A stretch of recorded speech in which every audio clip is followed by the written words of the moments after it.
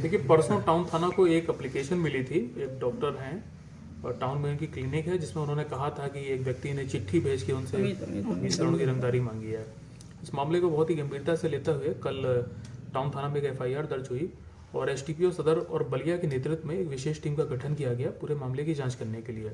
इसमें टोटल 4 लोगों को डिटेन किया गया है। चारों से आज दिन भर गहन पूछताछ हुई है। तो उसमें जो पता चला वो ये है, डॉक्टर साहब का ये कहना था कि पिछले संडे को एक व्यक्ति ने उनके लैंडलाइन पर फ़ोन किया था और उनके कंपाउंडर ने फ़ोन उठाया तो उस व्यक्ति ने काफ़ी अभद्र भाषा में इनसे बात की और ये भी बोला कि हम आएंगे तो फिर तो बवाल हो जाएगा।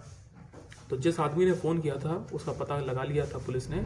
आज सुबह उसको डिटेन किया गया और उससे पूछताछ हुई तो उसने बताया है कि उसकी डॉटर का इलाज इन डॉक्टर साहब के यहाँ 3-4 दिन लगातार चला, ऑपरेशन भी किया, लेकिन इलाज ठीक से नहीं हुआ और दर दर वो भटकता रहा। उसकी डॉटर की डेथ हो गई पिछले संडे को। उसके बाद वो बहुत ही गुस्से में था और गम में था और इसी चीज़ को वेंट आउट करने के लिए उसने डॉक्टर की क्लिनिक पे फ़ोन किया था और ये सारे अपशब्द बोले थे। हालांकि उस व्यक्ति ने डॉक्टर से सामने ही माफ़ी मांगी है।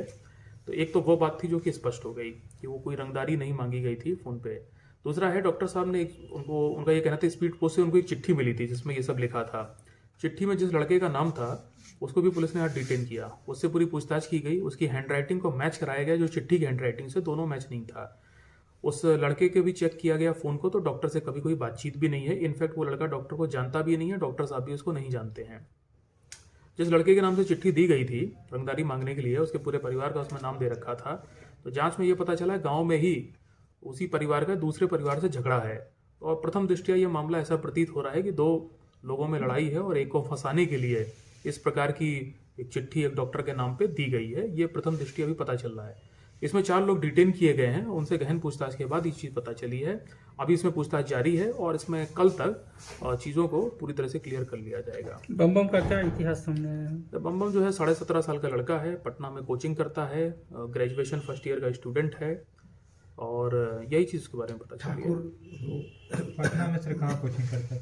ये तो कोचिंग है, खान सर बता रहा था उसके यहाँ कोचिंग करता है। सर ठाकुर गैंग का नाम सामने आ रहा है।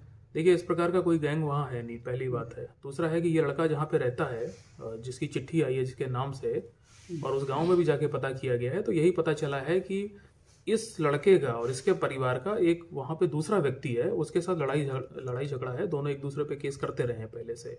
तो अब हम लोग उस एंगल पे भी जांच कर रहे हैं कि कहीं ऐसा तो नहीं है कि जिससे झगड़ा है उसको, इस आदमी को फिक्स करने के लिए एक इस प्रकार की चिट्ठी जारी कर दी है। हालांकि मैंने आपको बताया कि जो फ़ोन किया था वो पूरी तरह से गलत निकला है। उसकी डॉटर की डेथ हो गई थी, इलाज के दौरान ठीक से इलाज नहीं हुआ, उसको उस बात का गुस्सा था।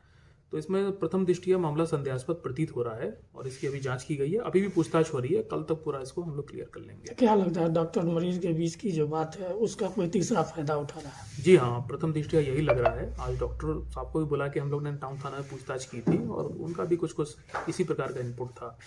तो जांच पड़ताल में ये चीज़ पता चली है कि प्रथम दृष्टया मामला संदेहास्पद है, लेकिन अभी इसमें पूछताछ हो रही है। कल तक हम लोग इसको पूरा क्लियर कर लेंगे। ये कोई साजिश भी लग रही है सर क्या, इस तरह के किसी का नाम डाल के? मैंने जैसा जितनी भी तथ्य आपको बताएं, तो आप जो कह रहे हो उस चीज़ से इनकार नहीं किया जा सकता है। प्रथम दृष्टया इसमें थोड़ा साजिश की भी एंगल आ रही है, तो इसको हम लोग अभी पता कर लेंगे। अभी 4 लोगों को डिटेन करके पूछताछ कर रहे हैं, रात भर पूछताछ चलेगी। स्पेशल टीम गठित है, इसको हम लोग क्लियर कर लेंगे कि एक्चुअली में चिट्ठी किसने लिखी थी, वो भी जल्दी क्लियर हो जाएगा।